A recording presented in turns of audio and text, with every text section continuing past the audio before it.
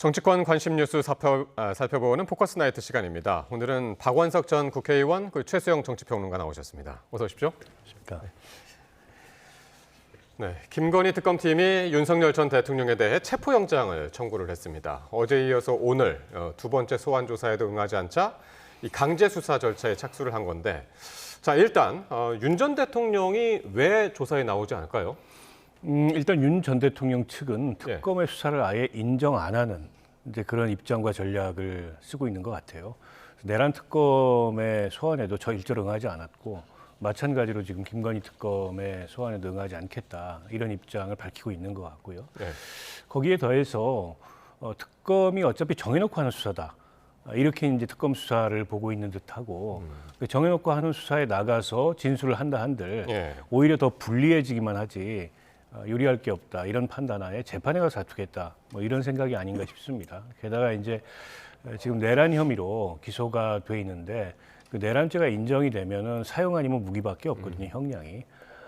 사형 아니면 무기인 상황에서 다른 그 혐의에 대해서 수사에 응한다는 게 별로 의미가 없다, 이렇게 보는 게 아닐까 싶습니다. 그러니까 이 체포영장이 만약에 이제 발부가 되면 검사하고 수사관이 직접 구치소에 들어가서 윤 전 대통령을 특검 사무실로 데려온다는 건데, 이게 가능할까요?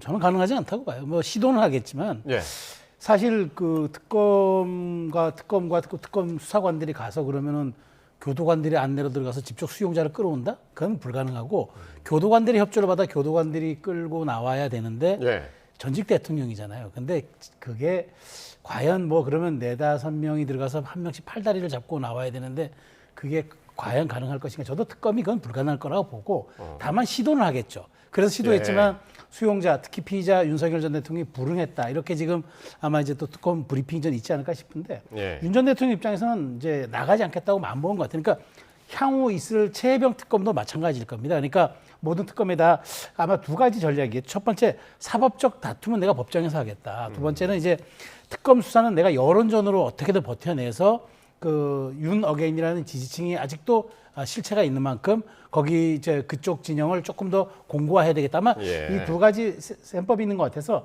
특검은 시도는 할 것으로 생각이 되지만, 그거는 아마 시도했다 다시 돌아와서 아마 브리핑으로 마무리하지 않을까, 저는 그렇게 예상합니다. 그렇군요. 그러니까 바로 이 부분에 대해서는 법률 전문가들도 이제 좀 의견이 다릅니다. 강제 구인이 가능한가, 물리력 동원이 가능하냐, 여기서 좀 갈리는데, 두 명의 민주당 의원 발언 한번 들어보시겠습니다.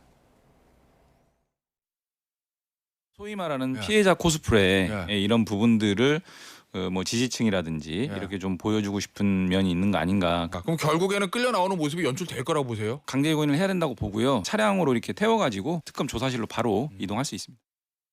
형 집행법상 뭐 자해를 한다든지 난동을 부린다든지 하는 경우만 이제 강제력을 사용할 수 있고요. 그런 측면에서 교도관들이 강제로 끌고 나와라, 덩치가 보통 커야지 말이죠. 현실적으로 몇 사람이 달라붙어가지고 불끈 들어가지고 끌고 온다라는 것은 가상하기는 어려운 그런 상황인 것 같아요. 두 의원 다 이제 율사 출신이고, 특히 박범계 의원은 판사 출신의 이제 뭐 법무부 장관까지 이제 했으니까요. 누구보다 전문가인데 의견이 다릅니다. 그런데 강제로 어떻게 뭐 특검 사무실로 데려온다 하더라도 진술을 거부하면 또 그만이잖아요. 그렇죠. 뭐 진술 거부를 하게 되면 뭐 출석 안 한 거하고 비슷한 효과가 나는데, 어쨌든 특검은 이 수사를 지켜보고 있는 국민의 법감정도 고려하지 않을 수 없습니다. 전직 대통령이고 또 검찰총장 출신이 이렇게 이제 법 집행을 거부하면서 마치 본인이 여전히 법 위에 있는 듯한 이런 모습을 보이는 거에 대해서 국민 여론이 굉장히 좋지 않고, 어쨌든 특검이 물리력을 행사해서라도 조사실에 앉혀야 된다, 이게 이제 국민들, 특히나 이제 지금 이 정권의 지지층들 생각이기 때문에 그런 것들을 의식하지 않을 수 없을 것 같고요. 다만 이게 이제 실제로 가능할지 여부는 좀 의문입니다. 일단 요즘에 그 일반 재소자들 같은 경우에도 본인이 출정을 거부하거나 하면 강제로 구인하기보다는 그냥 골석 재판을 하는 경우들이 많다 그래요. 강제 구인 과정에서 행여나 발생할 수 있는 뭐 여러 가지 물리적 충돌에 따른 인권 침해 논란이나 이런 것들을 근원적으로 없애기 위해서 잘 안 하는 편인데, 게다가 지금 구인 대상이 전직 대통령이라는 특수성이 있잖아요. 때문에 특검이 이제 시도하고 설득은 하되 무리하지는 않을 걸로 저는 예상을 합니다. 근데 그렇게 되면 지금까지 드러난 정황과 또 증거에 기초해서 바로 기소를 할 수도 있고 아니면 뭐 한 번 더 시도를 할 수도 있을 텐데 어쨌든 본인이 그 수용실 밖으로 나오는 걸 거부하는데 그걸 물리력으로 진압해서 밖으로 내온다는 게 예. 생각만큼 그렇게 간단한 일이 아니기 때문에 그렇게까지 집행을 하지는 않을 것으로 예상을 합니다. 예. 두 분 의견이 좀 이제 비슷한 것 같습니다.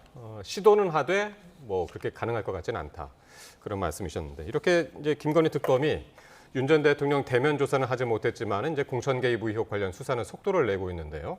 오늘 이준석 개혁신당 대표 사무실을 또 압수수색을 했고 내일은 의혹의 핵심이죠. 명태균 씨를 불러 조사를 하는데 수사망이 좀 더 상당히 이제 좁혀지는 그런 느낌입니다. 마지막 단계 같습니다. 이준석 의원에 대해서도 이제 자택 압수수색도 했고 그다음에 네. 이제 의원회관까지 했는데 근데 이제 이 의원이 이제 제가 보기에 그 특검도 여기에 대해서 큰 무슨 어떤 뭐 증거를 확보한다기보다는 수사의 마무리 수순에서 아마 이제 한다는 저는 생각이 드는 게 그 이준석 의원의 주장이 좀 맞는 것 같아요. 그러니까 특검이 사무실에 와서 컴퓨터를 PC를 압수수색하면서 왜 한동훈을 검색하죠? 예. 한동훈 사실 여기 아무 관련 그래서 준항고를 이제 예. 냈다고 하더라고요. 그래서 뭐 법원에 빨리 판단을 기대한다는데 저는 이준석 그 지금 대표에게 과연 이게 그 업무방해죄를 적용할 수 있을 것인가? 저는 뭐 법률가는 아니지만 예. 아니 당시 대표였기 때문에 오히려 그 대표가 뭐 최종 공천권자였단 말이죠. 그렇다면은 공천권자가 무슨 업무방해를 했다는 건지 저는 그게 그 당대표의 업무인데 그 실무를 업무 방해를 담당했던 했느냐? 것도 아닌데 그리고 어떤 업무라도 최종적으로 본인이 재가를 해야 되는 사안인데 그게 방해죄가 성립될지 모르겠습니다. 다만 명태균 씨와의 부적절한 관계가 있었고 뭐 이런 것들에 대해서 좀 입증할 수 있는 새로운 사례가 있다면 모를까. 예. 그렇지 않는다면 저는 어쨌든 제3석이지만 개혁신당의 대표이기 때문에 특검의 무리한 수사는 오히려 특정인에 대한 정치 보복 혹은 탄압이라는 인상을 줄 수가 있기 때문에 조금 정밀하게 해야 될 필요는 있겠다. 그러니까 지금 바로 이 허점 때문에 이준석 대표도 지금 준항고를 하면서 네. 법적인 어떤 그런 다툼을 예고하는 그런 것처럼 예. 특검이 어쨌든 수사 자체가 예외성 보충성에 의해서 정밀하게 타격해야 되는 게 맞는데 예. 조금 전방위적으로 하는 느낌이 들어서 이준석 의원도 이걸 빌미로 아마 역공에 나서지 않을까 생각이 듭니다. 그렇군요. 이준석 지금 개혁신당 대표가 당시에 2022년 보궐선거 당시 이제 국민의힘 당 대표였고 그때 공천관리위원장의 윤상현 의원. 윤상현 의원이 그런데 이제 김영선 전 의원 공천과 관련해서 윤 전 대통령으로부터 전화를 받았다라고 이제 말을 바꿨단 말이에요. 네. 인정을 한 거죠. 이 상황에서 이제 명태균 씨의 진술이 상당히 중요해지는 거 아닙니까? 명태균 씨는 이미 뭐 검찰 수사를 이 사건과 관련해서 받았고 그로 인해서 또 기소돼서 지금 재판을 받고 있는 피고인이지 않습니까? 아마 검찰에서 본인이 진술했던 것이 있는데 특검에서 검찰에서 진술했던 것과 다른 진술을 하기는 현실적으로 어려울 거라고 보고요. 지금까지 뭐 알려지기로는 뭐 우리가 이제 녹음 자료나 이런 것도 확인을 했습니다만 네. 윤 전 대통령하고 통화를 한 게 사실이고 윤 전 대통령으로부터 당시 공관위원장이었던 윤상현 의원한테 얘기하겠다 얘기했던 것도 사실이고 중간에 이제 김건희 씨하고 통화했던 내용까지도 본인이 다 진술을 한 상황이어서 장제원 전 의원도 이제 비서실장도 그 안에 이제 포함이 됩니다. 그건 이제 윤상현 의원의 진술에 따른 거고 네, 그 전까지 네, 네. 알려져 있던 게 예. 아니죠. 아마 명태균 씨가 다른 얘기를 하기는 어려울 거라고 저는 보고요. 특검도 어쨌든 검찰 수사 자료를 확보해서 검토를 했겠습니다만 그걸 확인하는 차원에서 아마 명태균 씨를 다시 한번 부른 게 아닌가 싶고 지금 명태균 씨한테 적용된 그 혐의가 뇌물죄입니다. 그래서 당시에 여론조사를 명태균 씨가 여러 차례 이게 무상으로 제공했다는 거 아니겠습니까? 이제 그걸 이제 뇌물로 보는 것 같아요. 그래서 뭐 그와 관련해서 명태균 씨는 자기 항변을 하겠습니다만 예. 어쨌든 그 여론조사의 대가로 이제 공천을 받아온 거라는 것이 이제 특검이 보고 있는 이 수사의 그 시각이기 때문에 아마 그에 관한 조사가 집중적으로 이루어질 거라고 보고 앞서 이제 이준석 의원실 압수수색 같은 경우에는 예. 이제 일부 디지털 자료를 확보하기 위해서 2차 압수수색을 한 것 같은데 그 한동훈 검색을 한 걸 두고 이게 영장에 적시된 범위를 넘어서는 특검에 어떻게 보면은 좀 무리한 압수수색이다 그래서 준항고로 하겠다고 하는데 준항고라는 게 실익이 없습니다. 그걸 판단하는 데면 한 달 이상의 시간이 걸릴 가능성이 높은 데다가 영장의 재량 범위 내에 있다라는 게 특검의 입장이기 때문에 그 준항고가 이준석 의원 측이 뜻하는 대로 결론이 나올 것 같지는 않고 다만 이 압수수색의 일종의 항의 의미로서 준항고를 얘기하고 있는 것 같은데요. 지금 이준석 그 의원에 대한 압수수색이 두 가지 차원에서 진행이 되고 있습니다. 하나는 2022년도 재보궐선거 당시에 윤석열 공천에 개입했던 윤석열 전 대통령에 대한 공범 적시가 돼 있고 또 하나는 2024년 총선 당시에 명태균 씨 등등을 통한 공천 개입의 참고인으로 돼 있습니다. 그래서 2024년 총선이면 한동훈 전 대표가 비상대책위원장 시절이에요. 네. 때문에 그에 대한 참고인 압수수색 차원에서 검색했을 수 있거든요. 그래서 이게 무슨 준항고의 대상이 될 만큼 2024년도 예, 그렇게 무슨 지난해. 뭐 검찰이 특검이 영장이 없는 혐의까지 압수수색 과정에서 이 검색을 했다라고 보기는 어려울 것 같습니다. 예, 그렇게 보시는군요.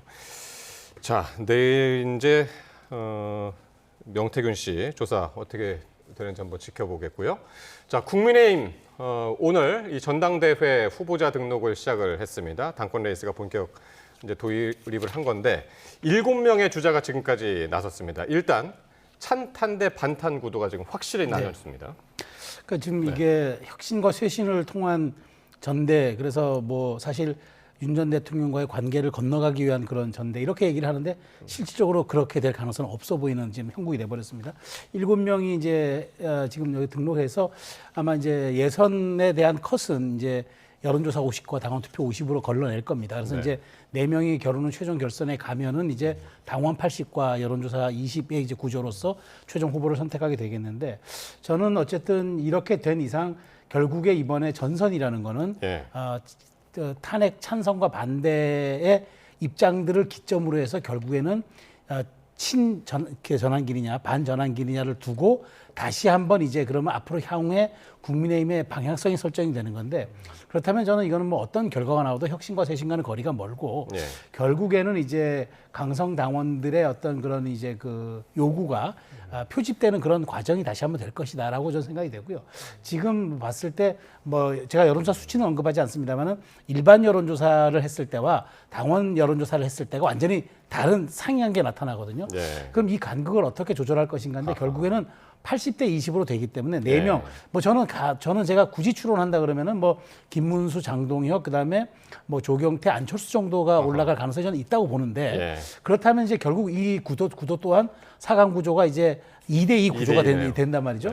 그렇다면 결국에는 8대2 구조라면은 결국에는 저는 김문수, 이제 장동혁 조는 아니지만 그쪽 세력에게 어쨌든 갈 가능성이 높아 보이기 때문에 저는 어찌됐든 그 다시 시계를 되돌린다면은 5월 달에 보여줬던 그 후보 교체 과정에서 당원들의 집단지성이라는 게 있지 않았습니까? 아무리 그때 쌍권 지도부와 몰아치기를 통해서 이거 후보를 바꾸려고 했지만 결국은 당원 투표라는 집단지성이 그걸 되돌려놨는데 그것이 이번에 조금 어떻게 발휘될지 제가 마지막 한번 기대해 볼 것은 당원들의 집단지성이 어떻게 발현되는가 그걸 한번 지켜볼 수밖에 없다고 생각합니다.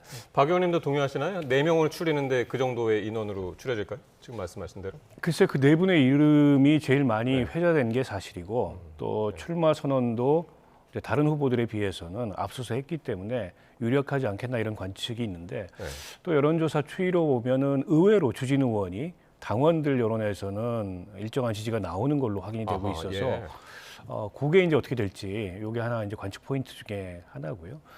저는 이번에 이제 전당대회 의미가 크게 퇴색됐다고 생각합니다. 이게 어떤 방향으로 당을 혁신할 거냐 이런 후보들 간의 차별성 있는 내용을 가지고 토론이 이루어지는 게 아니라 찬탄이냐 반탄이냐.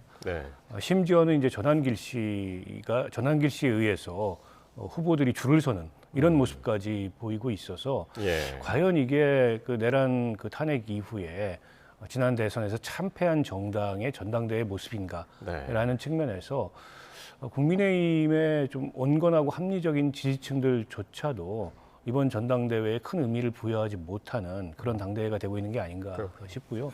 어찌됐건 간에 8월 22일 날 뚜껑은 열릴 거고 누군가 당대표가 선출은 되겠지만 지금 국민의힘이 직면해 있는 이런 이제 국민들로부터의 어떤 불신이나 또 지지율 하락이나 정치적 그 사면초가 상태를 과연 벗어날 수 있을까 싶습니다. 그렇군요. 지금 말씀하신 대로 참 그 어느 때보다도 국민의힘이 어수선한 상황에서 지금 전대가 치러지게 됐는데 그 한가운데 바로 전환길 씨가 있죠. 그 전한길 씨가 이 당대표 후보들을 상대로 면접을 보겠다고 해요. 네. 근데 그렇게 하니까 김문수, 장동혁 후보는 응하겠다라고 했고 네. 안철수, 조경태, 주진우 후보는 거부를 했습니다. 네. 어떤 면접을 보겠다는 건가요? 그러니까 방식은 정해지지 않았습니다. 이제 네. 이른바 이제 뭐 본인이 뭐 공관위원장입니까? 본인이 뭐 비상대책위원장입니까? 누가 누구를 면접 본다는 겁니까? 다만 본인이 갖고 있는 어떤 그런 정치적인 위상에 대해서 본인이 조금 과도한 주장을 하는 거죠. 제가 보기에 공개 질의서를 보내는 방법이 하나가 있겠고, 예. 아니면 공동으로 이제 유튜버들이 모여가지고 네. 이제 한 명씩 출연시켜서 이제 질문하는 방법이 하나 있겠고, 아니면은 기자회견 형식을 통해서 뭐 본인들이 이제 얘기하는 방법이 있겠고 여러 가지가 뭐 있을 겁니다. 근데 예. 제가 보기에 공개 질의서를 보내겠죠. 그래서 윤 전 대통령과의 절연은 어떻게 할 거냐, 그다음에 한동훈 세력 추출할 거냐 말 거냐, 뭐 전환길의 탈당 여부가 문제가 된다면 어떻게 처리할 거냐, 뭐 이런 것들을 묻겠죠. 근데 네. 그게 무슨 의미가 있을까요? 근데 저는 이렇게 생각합니다. 사실 표가 급하죠. 제가 아까 말씀드린 대로 이제 4강에 올라갔을 때는 8대2 구조이기 때문에 전환길 씨가 얘기하잖아요. 나에겐 40만 구독자가 있고 내가 10만 당원도 입당시켰다. 사실관계는 확인하기가 어렵습니다. 40만 구독자 수가 확인되겠지만 지금 국민의힘 당원이 75만에서 80만 정도 이제 책임 당원들이 이제 유추가 되는데 예. 거기에 10만이라고 주장을 하니까 아니 사실 여기에 휘둘리지 않은 사람이 어디 있겠습니까? 그러니까 이게 지금 말하자면은 탄핵에 이제 반대했던 이른바 김문수, 장동영 후보 입장에서는 사실 어찌 보면 전환길 씨가 지금 얘기하고 있는 그 사안에 동조를 안 할 수가 사실 없는 거죠. 그러다 보니까 장동영 의원은 약간 추격자의 입장이다 보니까 좀 더 적극적으로 나가겠다고 얘기하고 네. 김문수 후보는 약간 더 우위가 있다고 판단해서 이제 여유를 짐짓 부리면서 나는 조금 생각해 보겠다 이렇게 얘기하는 것 같은데 결론은 동일할 겁니다. 그런 측면에서 저는 오히려 이런 데 대해서 좀 지도부가 의연하게 전환길 씨 문제 이슈를 좀 대해야 되는데 마치 이렇게 한쪽은 급하게 따라가는 모습, 또 한쪽은 이걸 절연하는 모습을 통해서 또 정체성을 드러내는 계기로 삼는다는 거, 이런 네. 것들이 지금 국민의힘의 어떤 이번 그 전선 형성, 그러니까 그 전대 전선 형성을 매우 지금 불확실성으로 몰아가고 있다고 생각이 됩니다. 예. 그러니까 한동훈 전 대표가 진짜 극우 간별사다 이렇게 이제 전환길 씨에 대해서 이야기를 하니까 전환길 씨가 친한파 출당할 건지도 물을 것이다라고 이렇게 얘기를 했는데 처음에 이제 이 이야기를 했을 때 면접을 하겠다라고 했던 것은 윤석열 대통령과의 관계 이걸 어떻게 설정할 것이냐, 윤 대통령 지지하면 내가 그 후보를 지지하겠다 이렇게 이야기를 했었잖아요. 그러니까 점점 더 지금 그 전환길 씨의 요구 사항이 주문 사항이 확대가 되고 있습니다. 처음에 윤 전 대통령과의 관계 얘기했다가 예. 이제는 부정선거 의혹에 대해서 어떻게 생각하는지도 묻겠다. 더 나아가서 친한계를 당에서 내보낼 건지 여부도 묻겠다. 결국 이제 본인이 생각하는 기준으로 당대표 후보들을 줄 세워서 지금 국민의힘을 다시 윤 어게인당으로 만들겠다. 이제 이런 의도를 드러낸 거라고 보는데요. 근데 저는 김문수 후보나 장동혁 후보께서 무슨 네. 생각으로 저 전환길 씨의 면접에 응하겠다고 얘기하는지 모르겠어요. 아니 저분이 의도가 뻔하잖아요. 그리고 자기가 뭘 묻겠다를 공개하고 있는데 네. 거기에 그럼 뭐라고 답변을 할 겁니까? 전환길 씨 마음에 드는 답변을 하겠다는 뜻 아니겠어요? 저게 답변하겠다는 거는. 그러면 당대표 후보들이 지금 가뜩이나 개엄 내란당 이미지에서 이 국민의힘이라는 정당이 벗어나지 못하고 있는데 네. 전환길처럼 대놓고서 이 계엄을 투쟁하고 부정선거 음모론을 펼치는 사람과 네. 호흡을 맞춘다, 당대표 후보들이. 그러면 과연 이 전당대회 이후에 국민의힘이 어떤 변화를 기대할 수 있을까 굉장히 염려되는 상황이고요. 예. 조경태 후보나 이제 안철수 후보는 뭐 답할 가치조차 없다, 이렇게 아예 응하지 않겠다는 입장을 표했고, 주진우 의원도 마찬가지 입장으로 보이는데, 저는 김문수 후보 같은 경우에는 더군다나 지난 대선에 네. 대선 후보로 나서서 대선 패배에 책임이 있는 분이고 네. 마땅히 어쨌든 성찰과 변화의 모습을 보여야 될 그런 분임에도 불구하고 저렇게 전환길 씨와 같은 강성 유튜버에 의해서 당이 휘둘리는 상황에 부안해동하고 있다는 것 자체가, 그런데 저분이 유력한 당대표 후보라는 것 자체가 지금 국민의힘의 상태를 말해주는 게 아닌가 싶습니다. 네. 자, 지금 이제 방금 들어온 소식이 있어서 한 가지 더 전해드리는데요. 구윤철 경제부총리가 우리 시각으로 내일 밤 10시 45분에 베선트 미국 장관하고 통상협의를 한다라는 소식인데, 이게 원래 7월 31일 잡혀 있었죠. 8월 1일부터 한미 상호관세가 이제 발효가 되고 바로 직전 저녁 때 벌어지는 거기 때문에 벼랑 끝 협상이다, 뭐 이렇게 알려져 있습니다만 지금 시간이 정해진 것 같습니다. 내일 우리 시각으로 내일 밤 10시 45분에 미국 베센트 장관하고 구윤철 경제부총리가 최종 협의에 나선다라는 소식 전해드리겠습니다. 자, 지금 국민의힘 전당대회 이야기 거기까지 했고요. 민주당 전당대회로 한번 넘어가 보겠습니다. 이제 민주당 전당대회는 얼마 안 남았습니다. 8월 2일 사흘 남았는데요. 오늘부터 권리당원 온라인 투표가 이제 시작이 됐고요. 내일부터는 국민 여론조사가 실시가 됩니다. 이런 가운데 정청래, 박찬대 두 후보가 이 권리당원과 대의원 가중치 논쟁을 벌였습니다. 어제 이제 3차 TV 토론도 있었는데 이 주제에서 의견이 좀 갈렸습니다. 다른 주제에 대해서 이제 거의 같은 의견들이 이제 보통 보였고 현재 당심에서는 정청래 후보가 앞서는 거죠.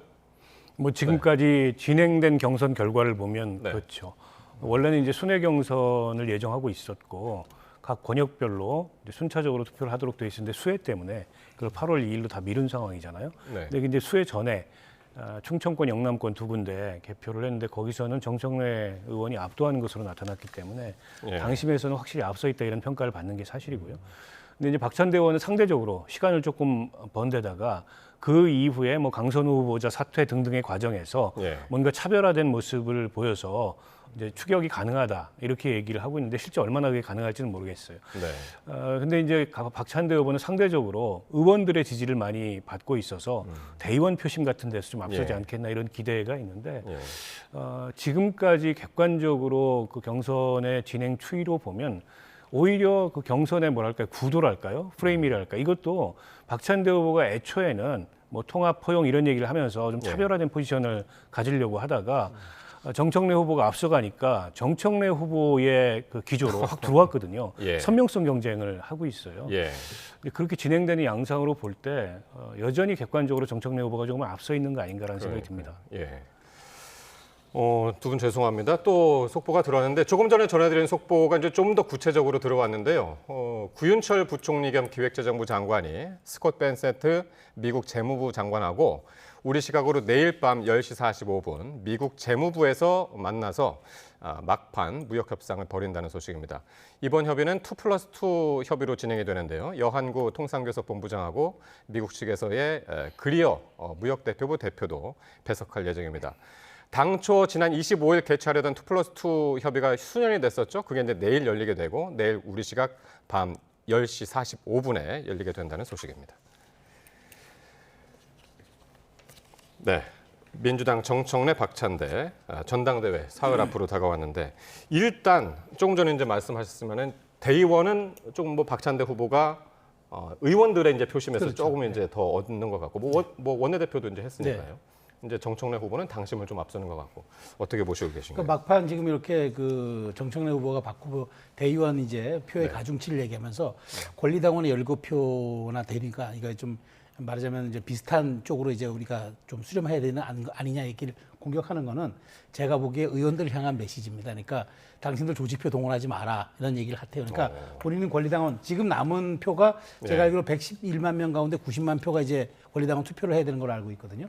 그럼 여기선 본인이 이제 좀 우세하다고 생각하니까 대의원표만 그러니까 여론조사는 보기에 비슷하게 나올 것 같다는 생각을 들어서 대의원표만 좀 견제하면은 본인이 당대표 되는데 좀 그 큰 지장이 없을 것 같아서 아마 마지막 이제 부상한 변수인 대의원표에 대해서 조금 견제구를 날리면서 본인이 이제 권리당원에 대한 여러 가지 우위를 갖고 있고 의원님들이 좀 조직표 동원할 수 있는 그 대의원표에 대해서는 너무 그렇게 집중하지 마시라 아마 그런 전략으로 하는 것 같아요.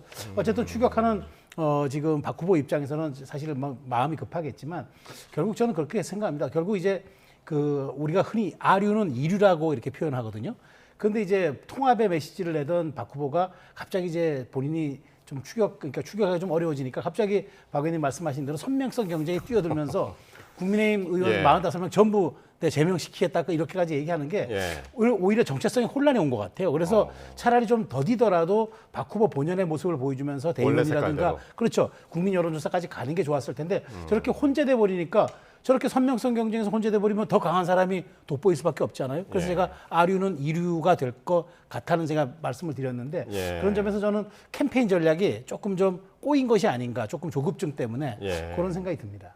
그러니까 충청하고 영남권에서 이제 확실히 정청래 후보가 많이 앞서는 결과가 이제 나왔기 때문에 마음이 좀 많이 급해진 것 같긴 한데 박찬대 후보가 어쨌든 권리당원 투표에서는 이제 밀리고 있고 대의원 표심으로 이제 좀 역전을 노리고 있는데 박찬대 의원이 얘기하는 막판 크로스 이루어질 수 있겠습니까? 쉽지 않아 보입니다. 네. 그러니까 여론조사에서 차이는 그렇게 크지 않을 거라고 보고요. 근데 이제 권리당원에서 차이가 박찬대 후보 측도 아마 굉장히 당혹스러웠을 거예요. 두 군데 개표를 하고 나서. 이 정도 차이가 나리라고는 전혀 예상하지 않았을 텐데 네. 생각보다 너무 큰 차이, 더블 스코어가 났기 때문에 굉장히 좀 그 당혹했던 그런 게 역력하고 예. 물론 이제 지금 그 충청 영남권 당원 숫자가 그렇게 높지는 않습니다. 호남하고 수도권이 절대적 비중을 차지하고 있어서 거기서 이제 추격할 수 있다 이런 자신을 하고 있는데 근데 이제 대수의 법칙이라는 게 있지 않습니까? 그러니까 당원들의 표심이나 당원들의 의견 분포는 뭐 지역별로 약간의 차이는 있겠지만 대체로 비슷하다고 봐야 될 것 같거든요. 예. 그러니까 이게 당심에 있어서는 선명성을 내세운 정청래 후보가 확실히 앞서 있고 예. 지금 더불어민주당 권리당원들의 지금 가장 큰 관심사는 어떻게 내란 세력을 척결할 거냐. 근데 그에 대해서 굉장히 선명한 입장을 정청래 의원이 일관되게 예. 표명을 해왔는데 그걸 의식해서인지 앞서도 말씀을 하셨지만 박찬대 의원이 초기에 그 표방했던 뭐 포용 통합 이런 스탠스를 다 없애버리고 더 강한 얘기를 하는 쪽으로 이렇게 갔어요. 그러다 보니까 이제 캠페인의 차별성이 전혀 없어졌거든요. 예. 근데 이게 이제 평상시에 축적해온 어떤 이미지나 인상이라는 측면에서 이 단기간에 박찬대 의원이 더 선명한 사람으로 부각되기가 어려워요. 그런 면에서 저는 대의원 표심을 박찬대 의원이 상대적으로 많이 얻더라도 대세를 뒤집기는 좀 어렵지 않을까 이렇게 전망합니다. 예. 두 후보가 계속 이야기를 하죠. 그 어느 대선 후보들보다 사이가 좋은 관계에서의 이제 지금 대선 경선이 치러지고 있는데 그 물밑에서 당원들 사이에서는 상당한 신경전이 지금 벌어지고 있는 것 같습니다. 광복절을 이제 얼마 안 남겨두고 있는데 여당 내부에서 조국 사면론이 계속 나오고 있습니다. 정청래, 박찬대 두 후보는 사면은 대통령의 고유 권한이다 이러면서 이제 선을 긋고 있는데 오늘은 또 고민정 의원이 공개적으로 목소리를 냈습니다. 사면을 해야 된다 이제 그런 의견이었죠. 네. 두 분은 어떤 의견이신지 궁금하네요. 저는 약간 요즘 이제 여권의 기류를 보면서 네. 8.15를 목표한 게 아니라 아마 뭐 그 설 특사 정도로 생각한 빌드업 과정이라고 봅니다. 그러니까 지금 8.15라고 해봐야 뭐 얼마 남았습니까? 이제 뭐 2, 3주도 채 안 남은 상황인데 네. 그런 상황에서 지금 사면을 한다? 불가능할 겁니다. 그런데 뭐 그러니까 우원식 의장서부터 여러 사람들이 이렇게 쭉 가는 과정들 고민정 의원까지 얘기하는 뭐 친문이니까 그럴 수 있다고 저는 보는데 제가 보기에 지금부터 여론의 환기를 시켜놔야지 아마 내년 이제 그런 설 특사라든가 이제 뭐 3.1절까지 이제 그런 데 대해서 할 수 있기 때문에 저는 그렇게 네. 지금 빌드업하는 과정이라고 보고요. 생각해 보십시오. 지금 사실 형기의 3분의 1도 채우지 않았는데 지금 사면한다는 거는 법의 정의라든가 형평성에서도 어긋나고 국민 법감정도 고려하지 않을 수 없고 그다음에 네. 여야의 형평성 또 아무리 취임 첫해 특사가 있다 하더라도 그것이 민생에 국한하지 않고 정치인 특사로 간다는 거는 이재명 대통령에게도 상당한 또 네. 지지율 부담이 될 수 있기 때문에 네. 아마 저는 어렵다고 생각합니다. 이 대통령은 최종적으로 어떤 판단을 할까요? 아무래도 대통령 특사와 관련된 이제 논란이 늘 있어왔기 때문에 그런 점을 의식할 거라고 보고요. 아직 이제 형기가 얼마 지나지 않아서 네. 지금 특별 사면이 일종의 특혜처럼 보일 그래서 더 것에 대한 우려를 할 것 같고 신중할 수밖에 없을 것 같고요. 지금 8월 15일이면 이제 2주밖에 남지 않았는데 네. 우상호 정무수석이 그렇게 말씀을 하셨어요. 정치인에 대한 특별 사면을 아직은 고려하고 있지 않다. 아직 고려하고 있지 않으면 8월 15일 날 사면이 이루어질 가능성은 없고 이번에 8월 15일에는 아예 특별 사면 없이 일반 사면만 행사될 가능성도 전 배제하기 어렵다 이렇게 봅니다. 예, 알겠습니다. 여기까지 듣겠습니다. 지금까지 박원석 전 국회의원 그리고 최수영 정치평론가였습니다. 고맙습니다.